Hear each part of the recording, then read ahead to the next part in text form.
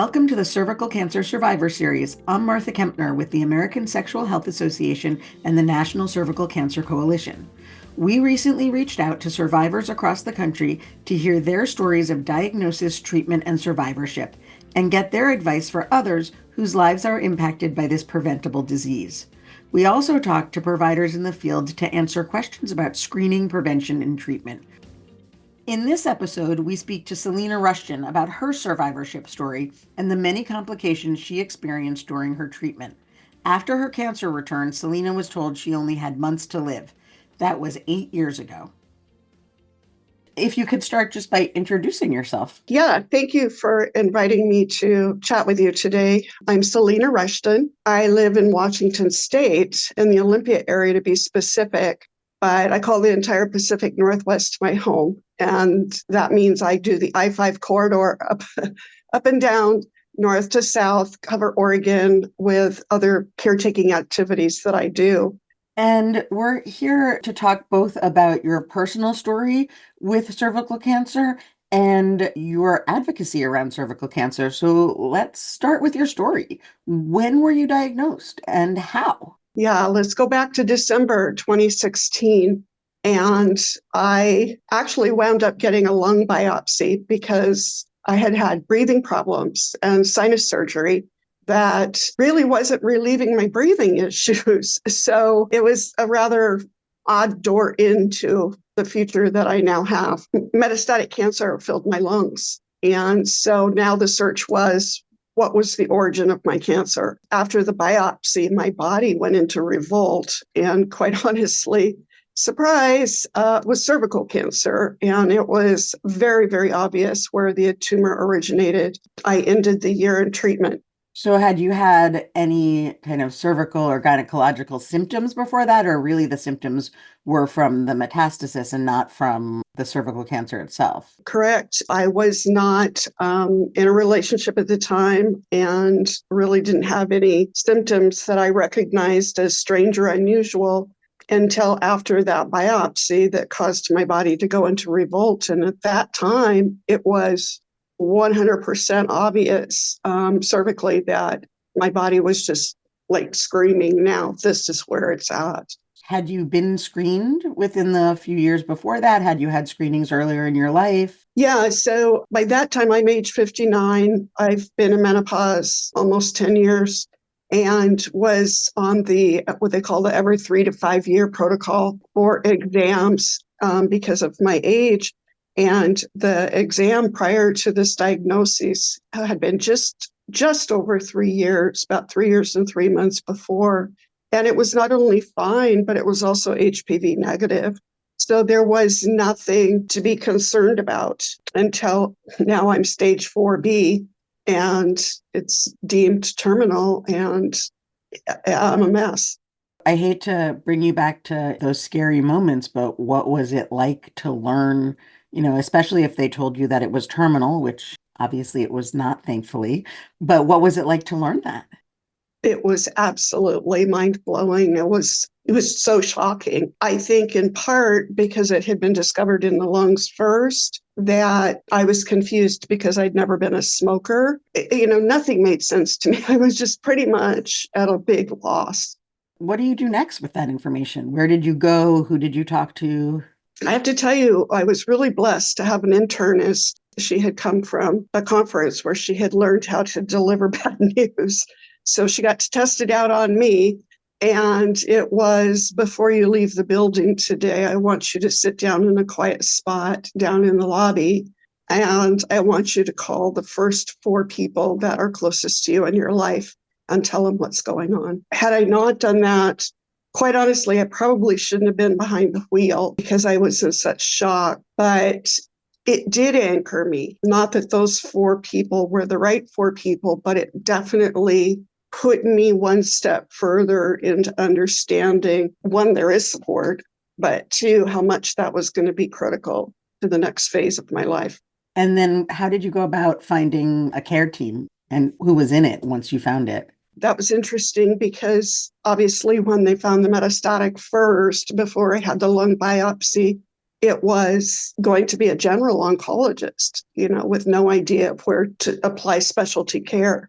And then literally 2 days after the biopsy had taken place and I had that adverse reaction to my cervical vaginal area, I was immediately transferred over to the Swedish gynecological team. That was a specialty team they had just purchased, actually. They'd been working with them for years. And there was no doubt in my mind I was in the right hands, in the right place. I hate to say this, but I did. I said it a lot. If I was going to get something like this, being in Seattle, Washington was the best place in the world to be. Because of the care that you got? Yeah, absolutely. We work so dynamically as a region with genetic scientists developing potential protocols, studying research is one for all and all for all up here, no matter which system you wind up in. So my system, obviously, things change all the time. So it's now a Providence Swedish system. But they work very, very closely with the university and Fred Hutch and the whole cancer care teams that are up here. So even though you start off with one person as your key person for your multidisciplinary team, at the end of the day, everyone works very, very actively together. And in 2016, which was only 8 years back, we were shy a couple of protocols that exist now today. So I didn't wind up using them or qualify for them, but there was never any doubt that wherever I would get the best care up here would be where I would get it. And so what kind of care did you get? Were you doing chemo and radiation? Yeah, we started basically with what one would consider the pretty standard protocols. And because it was so advanced in my lymph nodes and my lungs, and the tumor was of significant size, it was just told to me, you're going to be in treatment for the rest of your life, whatever that is. And unfortunately, or fortunately, one of the things happened by my second chemo. I was on a particular protocol that had not really been used much in the United States at the time. It had been tested in Asia and with significant results. So, I said, sure, that's fine. If that's where the results are coming from, let's do that. But it threw me into a grand mal seizure. So that was my first aha. That was my second treatment, that I would not any longer be on that treatment, obviously, or it could kill me, but that I was in for a pretty rough road. I mean, I had significant side effects from the first treatment, but the second one, that was just too much to bear. So my next 9 months were filled with chemo changes, protocol changes. I was on like 6 different protocol changes. I would not get anything on schedule because of adverse results. And I was hospitalized in and out, and I had multiple transfusions of platelets and plasma. And I mean, I was a mess. It was really rough for my body to get through the whole 9 months of treatments. And yet somehow or other, I wound up becoming NED, no evidence of disease at 9 months. I think my body fought so hard through all the fights of becoming essentially allergic to everything that for some reason my body cleared the cancer. So the idea that you would have to be in treatment for the rest of your life did not come true. Correct. I mean, it was a 9 month about face from everything I was told to where I was. And so I celebrated my 60th birthday that August with a large group of girlfriends, and the news for them that I had no evidence of disease. And it was strange. It was weird. It was unbelievable. It was truly shocking. I was kind of living 1 foot in and 1 foot out of life, looking at everything like, do I trust this or do I trust that? Not so sure what I trusted. What kind of follow-up did you need from that? And has there ever been evidence of disease since? I did recur about a year and a half later. I went on the standard protocol for follow-ups every 3 months. I stayed what appeared to be clear, but at about a year, I started having a lot of strange reactions from the different side effects that I had been suffering before. My platelet count never came up. My anemias were high. My oral sores in my mouth pretty much stayed at bay, but the neuropathy was still pretty significant in my arms and my legs, beyond my feet. I mean, it was all the way up my legs. And And this was all side effects you'd had from the chemo. from the treatments, yeah. And it seemed like these tics I was having, these problems. I mean, part of me was really mentally struggling with, okay, that can't be, that can't be. This must be, I've got to chill. I got to meditate some more. I've got to breathe some more. I've got to walk some more. I've got to do something because I'm going nuts thinking about every little weird thing I'm feeling and pulls in my body. So at about a year and 3 months in, I started going back to like my internist and kind of questioning some of these things. And at a year and a half, they had confirmed by that time that I had recurred fairly significantly, but only tumor specific, right on the edge of my cervix and my vagina. So even from the beginning, they kind of called it cervical vaginal cancer. It wasn't one or the other because I couldn't really tell it had advanced so much which side it started on, but it was definitely HPV caused. Mm-hmm. So now I have tumor specific and I'm back in with the oncology team. And, it's like, well, you can't do chemo anymore because there are no more options for you. You had adverse reactions to everything. We could try radiation, both external and internal. We could go back out and see if we can find at all any possibility of any clinical trials for anyone that would meet your age group, the particulars of your life, the particulars of the way your cancer has shown up. I remember looking at my two girlfriends that were with me at the time of that particular meeting. I wasn't feeling like dead-ended. The looks on their faces just about blew me over. I mean, I was just like, right now, both of you need to stop this because I've already made up my mind. There's no silver bullets for me. It's going to be what it's going to be. Yeah, I'm going to hang in there a bit more. I'm doing pretty well.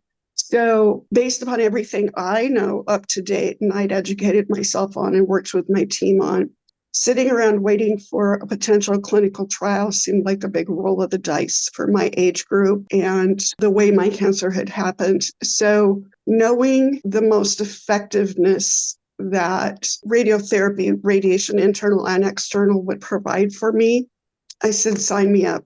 That's where I'm going. So again, now I have a radiation oncologist on my team and really was really blessed. She's really fantastic as well.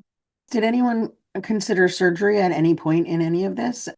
I was never a candidate for surgery, and thank you for asking. I'm one of the few women at my age I feel is still fully intact. And of course, when I was first diagnosed, I tried to make a joke about it because I kind of love satire and I'm a bit sarcastic. So I'm like, oh, I get to go get a tummy tuck, And it was like, yeah, that's not an option for you. Your body's too filled with metastatic cancer.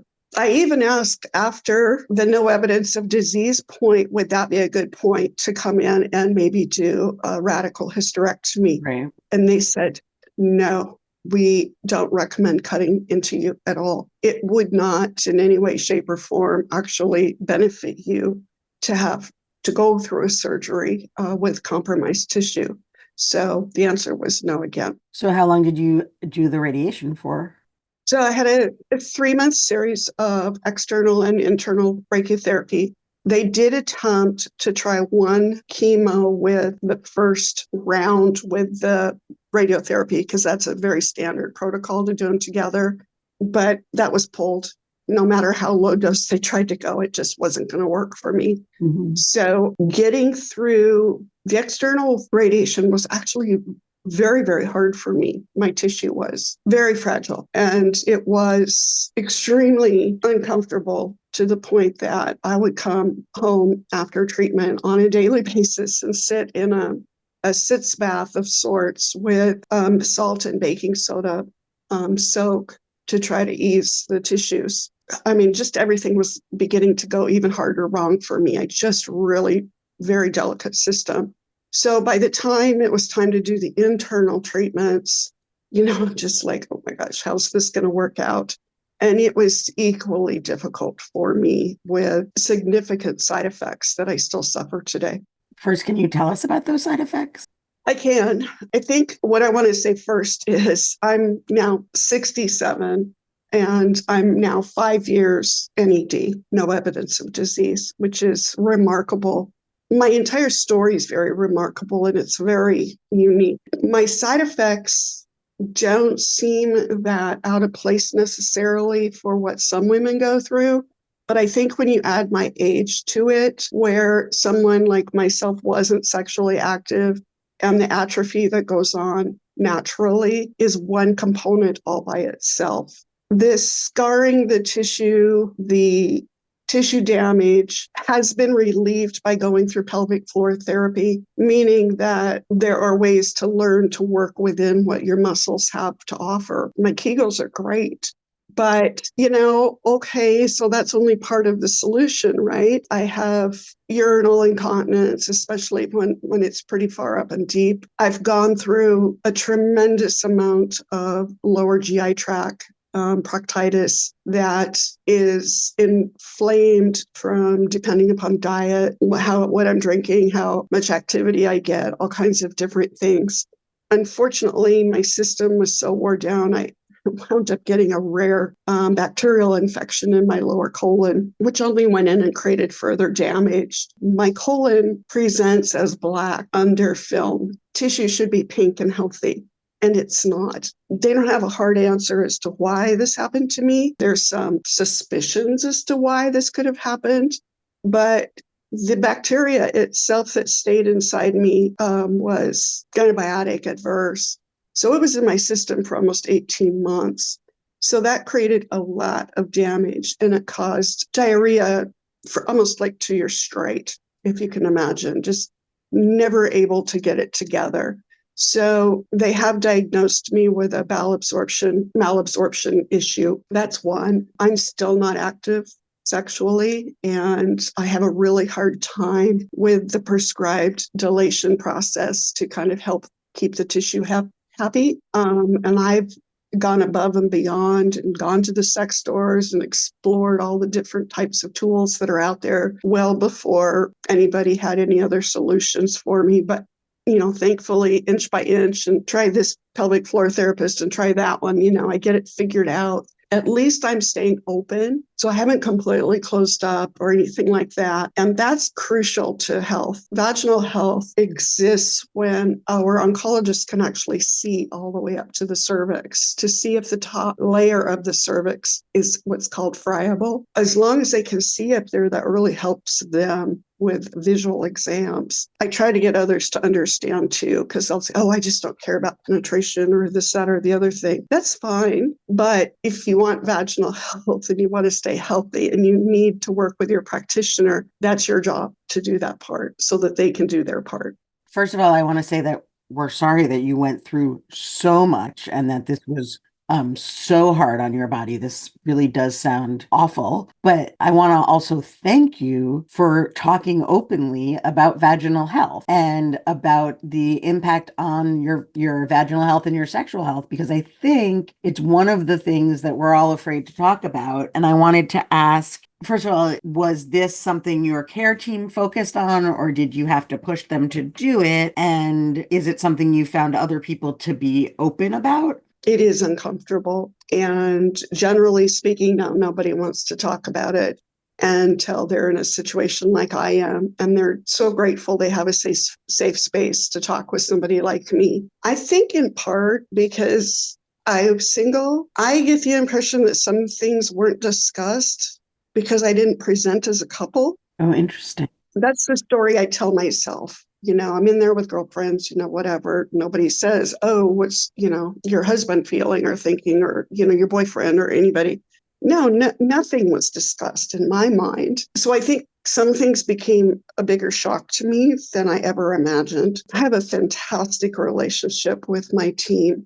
My radiation oncologist in particular is actually really great about talking about things like this. It's taken time. And I think part of that was me. I want to take responsibility for that because I don't think I did a good job of taking care of myself even before I was diagnosed. Not being actively physical with myself. I wasn't masturbating. It's not like I'm against it or hadn't been ever. I just wasn't. I wasn't paying attention. And so I think that's a little bit of an aha. How much was I willing to talk about myself, my body parts, my needs? And I don't know where I learned it, but somewhere along the way, I think I was a bit shy about taking care of myself and just kind of ignoring things, or I was too busy. It didn't matter. Well, it matters. It matters a whole lot. And I've grown because of this, and I'm more aware because of this, but it takes time. What advice would you give someone who was starting, either just got a diagnosis or was in treatment and was worried about their sexual health, whether because they actually have symptoms or they're worried about it? How would you suggest they bring it up with their team? Yeah, I mean, I think the more I've gotten comfortable talking about things, the easier it's been for me to talk with others, especially those that are really shy or women that are not partnered up. Asking them by really sharing my story, by saying, I really wasn't paying attention to myself. I wasn't taking care of myself. I wasn't exploring myself. I took it for granted that I was healthy. Um, it's interesting. There's one gal right now who's exploring relationship for the first time, and she counsels with me and felt that she'd hit a dead end. But because there's more women talking about things now, it's a lot easier to say, hey, I've seen this, or someone mentioned that, to share the information. But there are women who don't even want to hear the word cervical or vaginal. I mean, do not. And it's hard when you can see them just like literally like we're doing an exorcist cross on them or something. Don't talk to me about my body. I mean, they're literally, that's the other extreme. Mhm. It's still touchy area. And I don't quite understand why it's touchy to that degree. Do you think there's still stigma just around cervical cancer itself and because of the sexually transmitted nature of HPV? Oh, yeah, it is grossly misunderstood. When I approach it and talk to people just about getting the HPV vaccine and that it's a way to prevent 6 types of cancers, and they'll like look at you and, you kind of continue to go down the line with the vaginal, cervical, anal, you go through these, they're just like, the idea of skin to skin contact becoming sexual is about this big of an eye opener for some people. And again, it's like one of those, oh, that's like dirty stuff. Okay. Especially when you start talking about your children need the vaccine at age 9. Well, they're not active. They're not going to be active. Like, you don't understand. This is a contact disease. I'm shocked. I'm really, really shocked, the nativity. So I oftentimes will just try to say to people, you've got to think about this HPV virus much like a cold sore. No one intends to get a cold sore, but it happens. And no one intends to give you a cold sore, but if they give you a kiss and they don't know when's coming on, then guess what? You very likely are going to have that virus transfer. And try to lighten it up a little bit. But again, the conversation is not available for everyone to even handle. From your position as someone who's had cervical cancer, what do you think we should, as kind of as a society, be doing around breaking this stigma? Where do you have ideas on where it starts and hopefully where it ends? Well, my hope is that if I'm brave enough to go ahead and talk about it, that's just one more place to make things a little more common.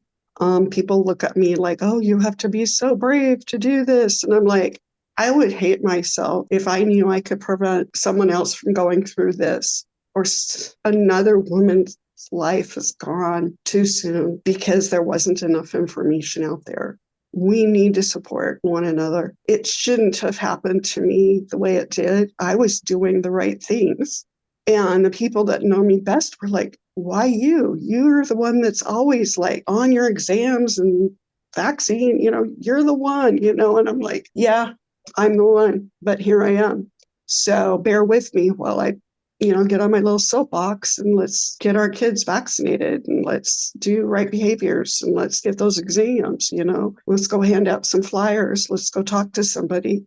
Let's see what else we can do because nobody needs to go through this. I think that's probably a good lead into why you decided to work with NCCC and why you became an advocate after everything you went through. Can you talk to us a little bit about what you're doing and how you started working with them? Yeah, thank you. So again, I live in Seattle area, Washington State, and I didn't have a single person to talk to about cervical cancer out here at all, not one. The only thing I knew is I knew women that had had it. I knew women that had gotten hysterectomies when they were young and couldn't bear children. I knew women that had died. That's all I knew.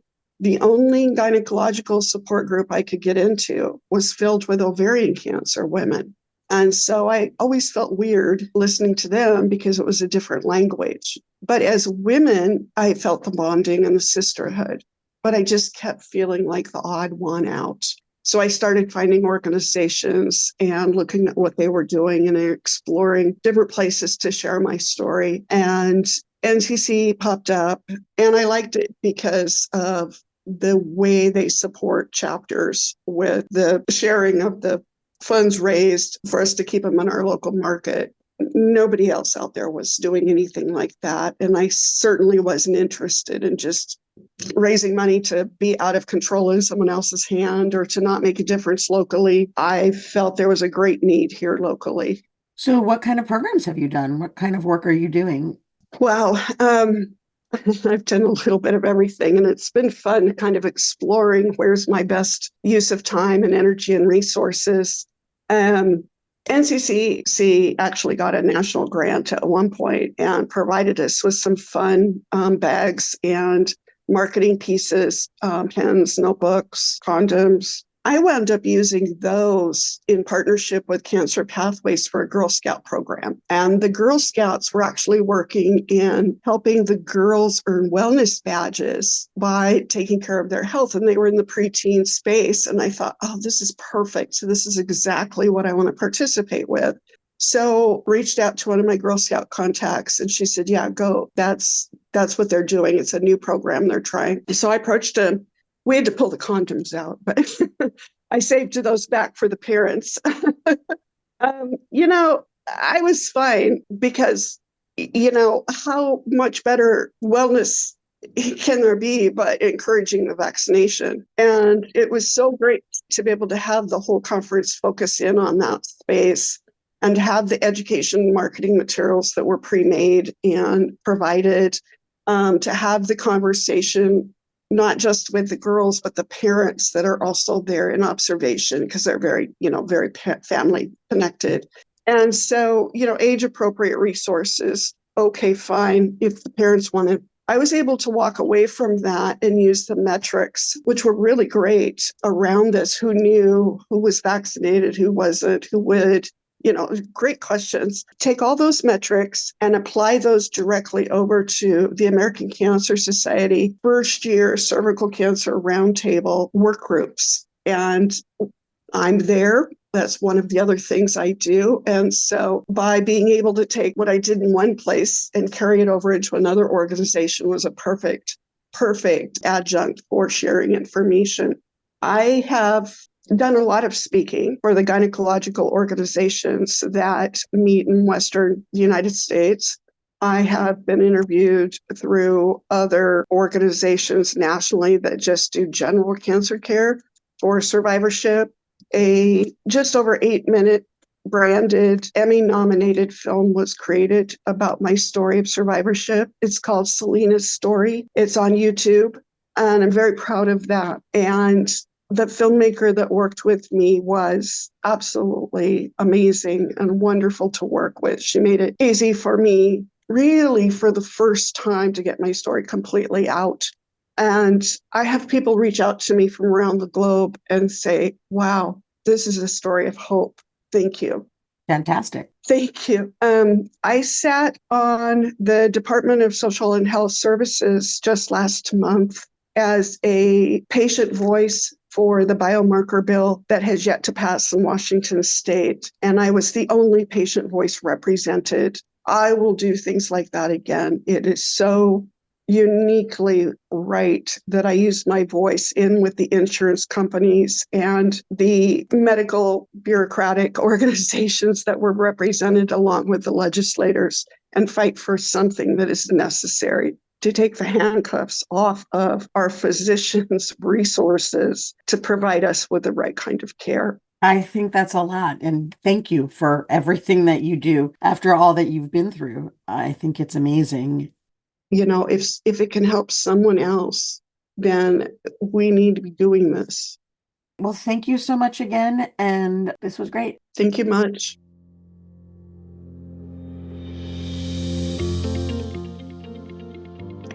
Thank you so much for listening. If you want to listen to all episodes in our Cervical Cancer Survivor Series, head to nccc-online.org, where you can also find a lot of information about cervical cancer prevention and screening.